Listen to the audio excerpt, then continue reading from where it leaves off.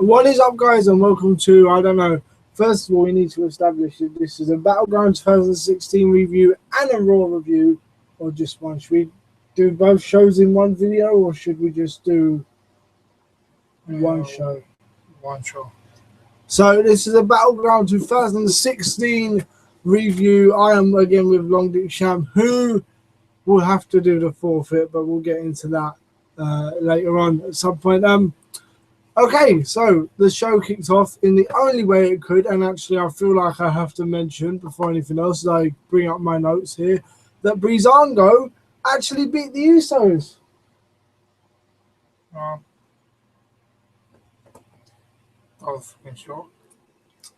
Okay, no, but seriously, the show itself started off with Sasha Banks and a mystery partner defeating Charlotte and Dana Brooke by submission. Sasha Banks with the bank statement. Now, obviously, we all know who the mystery partner was. It turned out to be Bayley, which was absolutely magnificent. The cheer that she got was absolutely crazy, man. I mean, we're talking Stone Cold levels of pops here, man. Not since the Attitude Era, I don't think. Maybe The Rock's return is the only thing that has eclipsed that.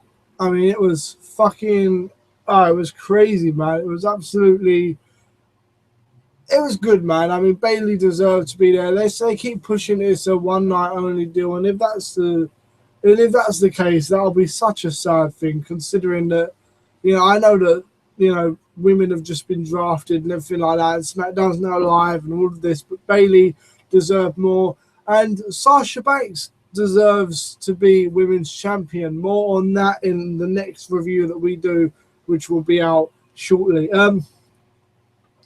So this match was noticeable for one spot, I'd say.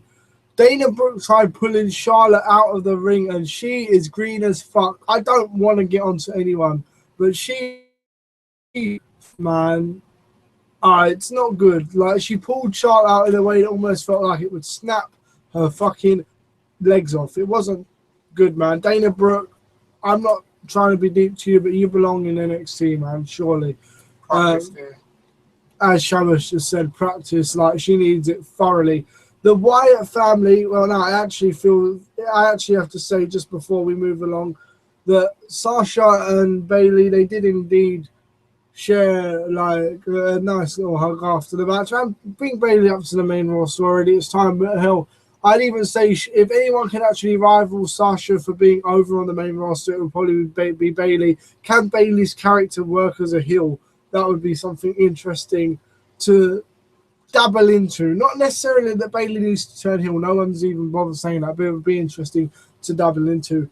Next up, we had the Wyatt family, Bray Wyatt, Eric Rowan, and Braun Strowman, who I'm trying not to spoil the Raw review, but fuck his haircut, man, versus the New Day, Big E, Kofi Kingston, and Xavier Woods. The Wyatt family picked up the victory after Bray Wyatt pinned Xavier Woods. I think that's what I said in my predictions. I think Shamus said that Bray Wyatt would pin Kofi.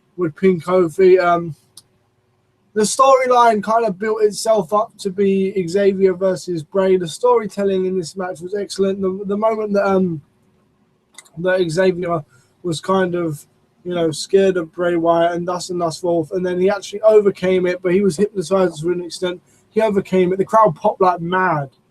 It was absolutely crazy, like how mad they popped for Xavier then. And I know I've said that about Bayley as well, but this crowd really was on top form, and it helped make it, in my opinion, arguably the best BattleGround pay-per-view.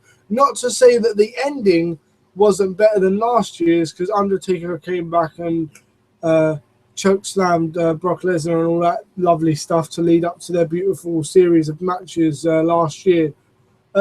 One random question: where did we last see Undertaker? WrestleMania? Yeah. He weren't around after that, was he? No. Why did he come back last year then? injuries, I'm sure, man. He done Vince McMahon a favour. I think he came back because he wanted to get, when he lost. Yeah, but I mean in real life, like Vince McMahon probably say, "Oh shit, Rollins is injured, Cesaro's injured, Cena's injured. Fuck, help me." Guessing, yeah. Yeah. Oh, if he can do that like last year, why can't he do that this year? I miss Undertaker, man. I'm feeling that fucking. I would love him for SummerSlam. Anyway, but with who? This isn't an Undertaker. Please come back review. No, seriously though, back on topic because I could talk about the Undertaker for days. The way the Wyatt family did beat them, guys, and the storytelling in this match was only topped by one match, in my opinion, later on in the night. But the Wyatt family split up, so I suppose giving them the W. I did bet on them, and they came through for me, and it did earn me, I think, £6 overall of my bet. So they did win, and actually they saved me from drinking a concoction of sperm, lemon juice, milk, and various other things, which you will see that live on YouTube in the coming days, maybe even the coming weeks, depending on the ingredients, and we have to check they don't kill him and various other things. Okay, so it was an absolutely brilliant match. They popped for Xavier like mad, especially when he was going after everyone. He attacked all three of the Wyatts at some point. So next we have Rusev with Lana. I was almost said versus Lana. Rusev, the United States champion, with Lana versus Zack Ryder, who he beat by submission. Quite simply, I'm not gonna say anything bad about Zack Ryder, but I will honestly say I don't believe anyone actually thought Zack Ryder could win. And then as soon as he comes dressed out as the American flag, basically, you knew he was going to get fucked. The thing is, when it comes to Rusev, anyone who dresses remotely American, be it Mark Henry in his American singlet that time, Big Show with the same, Jack Swagger, goodness gracious me, Titus O'Neil on Father's Day, Zack Ryder, the more American you dress, the more you're going to get fucked until Kurt Angle comes back and breaks Rusev's ankle, which will be a fantastic, orgasmic experience of your life. I think that will happen in WrestleMania if Kurt Angle comes back. I can't wait until WrestleMania for Kurt Angle. I'm not doing it. I know, but I'm not doing it. No, I don't care what you say to them. I don't care what you say to me. I will tell you, I am not waiting until WrestleMania to see Kurt Angle. It's true. It's damn true. I've missed Kurt Angle for too long. Interestingly enough, the United States Championship match didn't even get as much time as Becky Lynch versus Natalya later on in the night, which is strange. I'm looking on Wikipedia here on the notes. The next match, Kevin Owens versus Sami Zayn. Now, I know you don't I know you love Kevin Owens, as do I, and I know he's your favourite superstar, apart from The Undertaker. Yeah. Undertaker rules. Yeah. But even you have to admit, I know you're pissed that Sami Zayn won, but the match between them two was brilliant. It was probably the best match of the Brilliant. night. It was probably the best match of the night, no doubt. Excuse me. That one particular moment where Sami Zayn hit his shoulder on the apron was nuts. The spots in this match, these guys, they know each other so well. They put the risk at each other. Because let's be honest, breaking the fourth wall, breaking kayfabe for a minute is still real to me, damn it. Kevin Owens and Sami Zayn, they are best friends in real life. And that trust that they had with each other was absolutely brilliant. Sami Zayn hit the haluva kick once, and against every traditional ounce of ultra babyfaceness in his body, he stood up Kevin Owens again and was like, "This is your fault. This is what you drove me to. This is how it ends." And he hit a haluva kick, a hell of a kick, a hell of a haluva kick to Kevin Owens again for the second time to end the matchup. It was a fantastic matchup. It should be... What a brilliant match. It should be reviewed by itself. That is how badly I am telling you this match was good.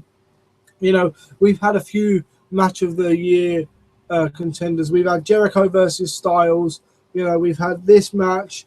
There were a few others. Seth Rollins, he fucking had quite a few.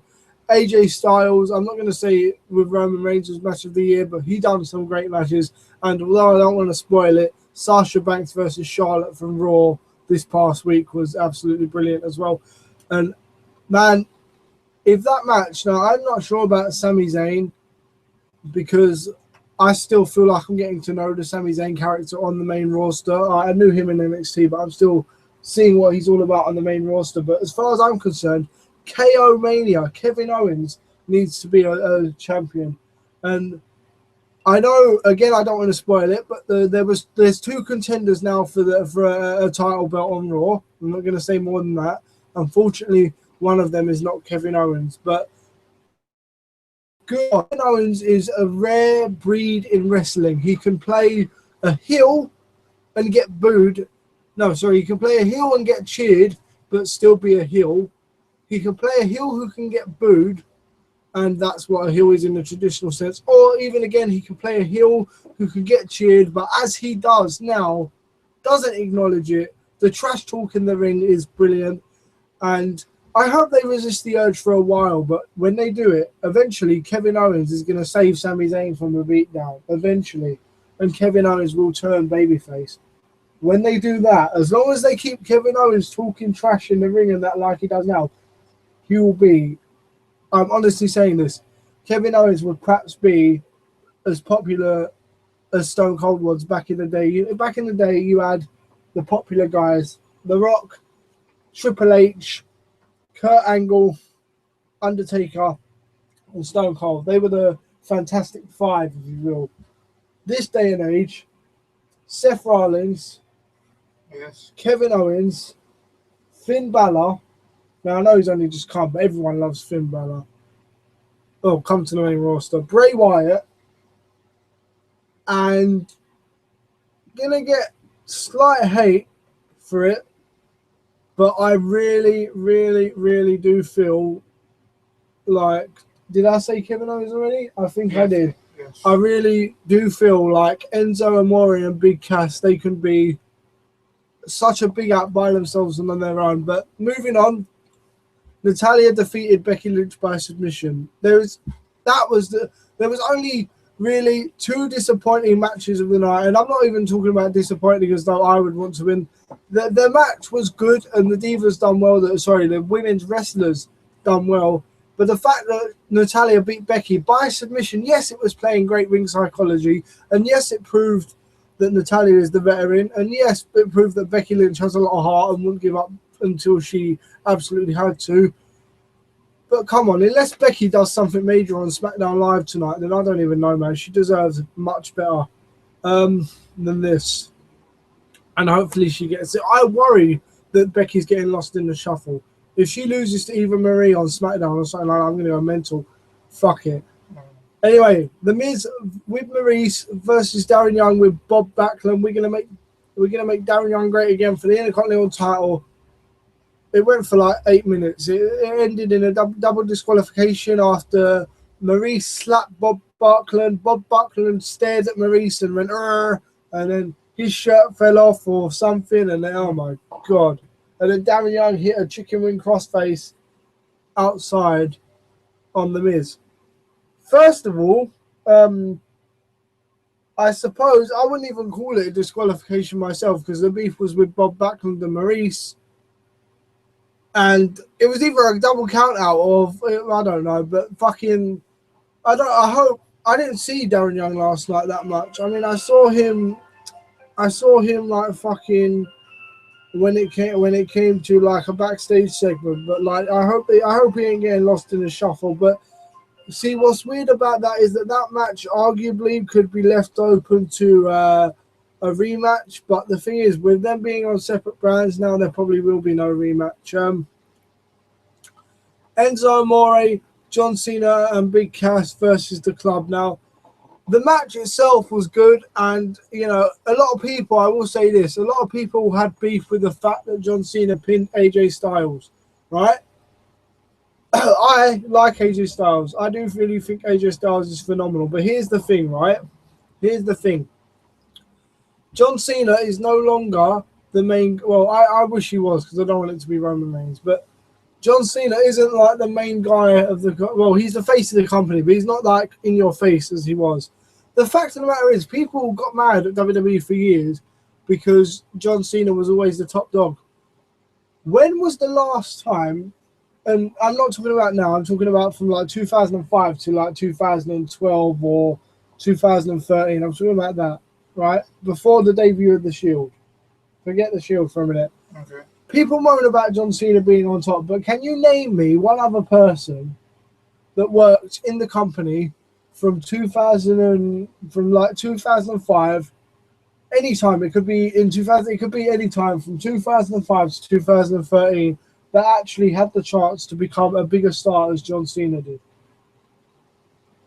No one.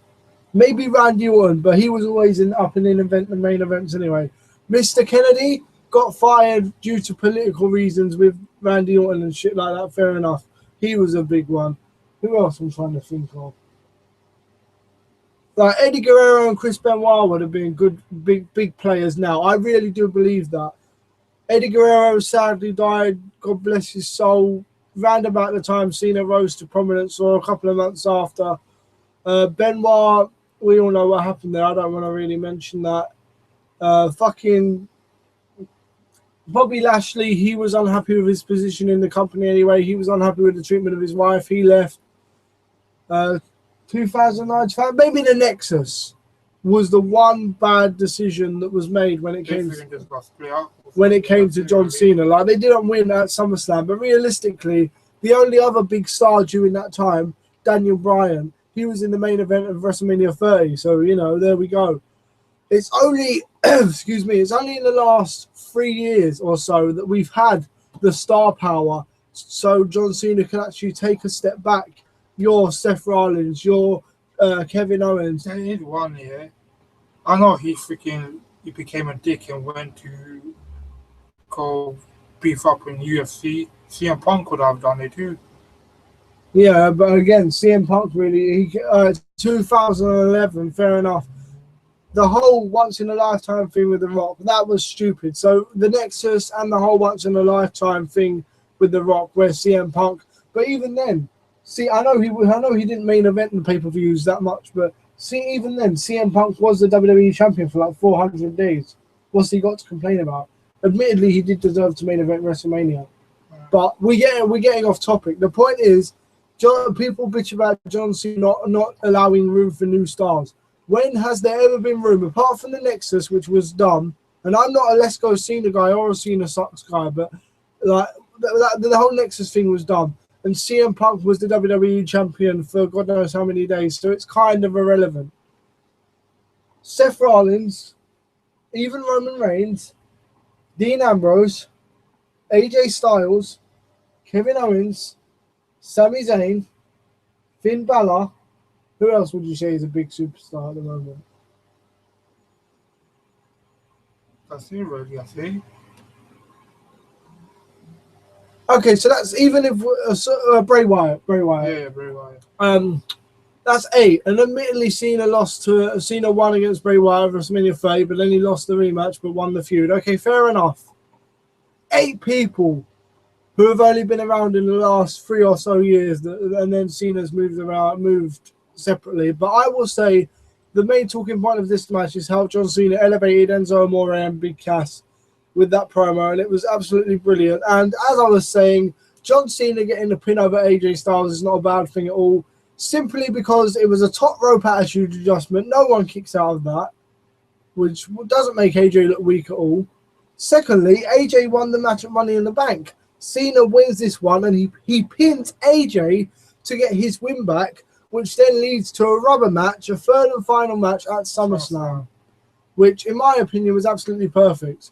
If John Cena would have pinned Carl Anderson or someone, for example, or if Big Cass would have pinned Luke Gallows, it wouldn't have had the same impact as Cena being able to say to AJ, I've beaten you, you've beaten me, let's do this at SummerSlam, which is my exact point. Last but not least, Roman Reigns versus Dean Ambrose versus Seth Rollins, the Shield triple threat. One thing I'm going to say before we even start talking about this match, the general managers at ringside, not so much Shane and Daniel Bryan, because I admit I'm biased. I like those guys. Hell, I don't even mind Stephanie that much, but the general managers being there at ringside, it just made the whole thing. Oh, it just made the whole thing feel like my expression, like I just did, yawning, everything else. Fucking hell, man. It's Why, man? Just calm, you know, just calm the fuck down, man. I mean, I don't even know, really. I don't even know if it was necessary for them to be out there. I don't think it was. I think it took away from the spectacle. I will say this. The match was good, and Ambrose won. I didn't want Ambrose to win, but fair enough, he won. And that match didn't go as long as the Sami Zayn and Kevin Owens match. But one thing I feel that does need to be said, and I'm happy Roman Reigns lost. Hell, dude, you fucked up. You lost your push.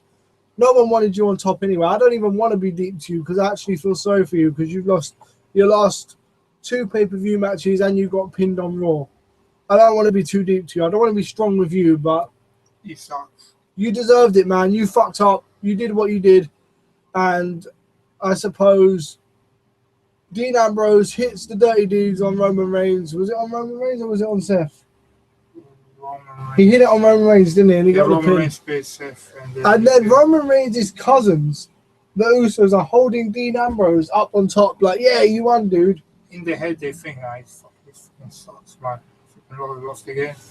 And right, here's the thing. It was a great match, and Seth Rollins, oh my God, man. There was so many times where I thought Seth was going to win. But here's the thing.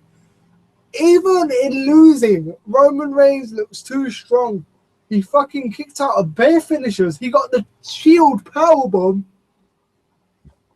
through the table, and still got up, man. So I think it's crazy. But I was a bit pissed about that. I was a bit sore about the results, but it was by far the best battleground that I think I've ever seen.